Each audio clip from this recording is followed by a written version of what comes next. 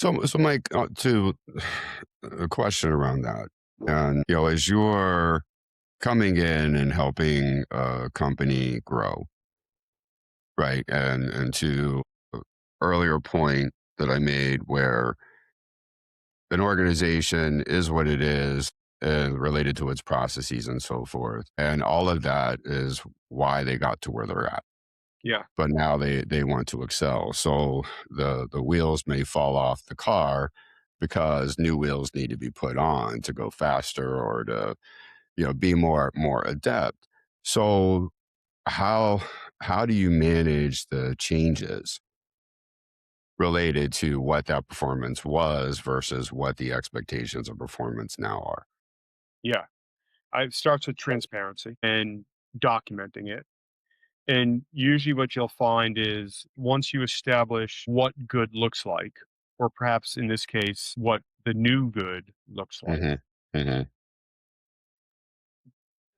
that's change, period. And change for many is very difficult. And so I think being very transparent about what the opportunity is, that's based in realism, what the challenges and risks are, but also to start to separate what we have control over, i.e., we should focus on, from what we don't have control over. So let's not spend time there. Hmm. So I have found as a tactic, separating signal from noise is an area people need help in, but also in that clarity of direction does minimize the, let's call it, the internal turbulence that one can experience. Right. So that that's kind of how I approach that, right? Very transparent about what the current state is. Very, very transparent about the challenges and sometimes the risks that stand between us and that success that we all Hmm. want to achieve. Hmm.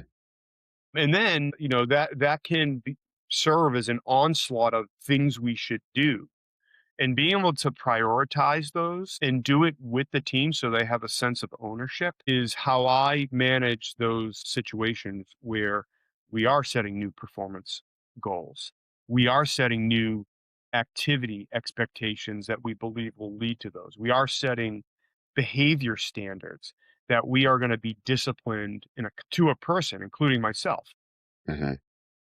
And so that layer of transparency helps you achieve, and clarity help you achieve that. But people also take personal responsibility for it. You don't want to manage through these periods, you want to lead. Hmm. And of course, some management is required, but when you give people the tools to be self-directed in concert with the goals and in concert with all of these standard operating behaviors that we've agreed to, people can then stop worrying about that. And then they put their focus on what they're perhaps uniquely qualified for.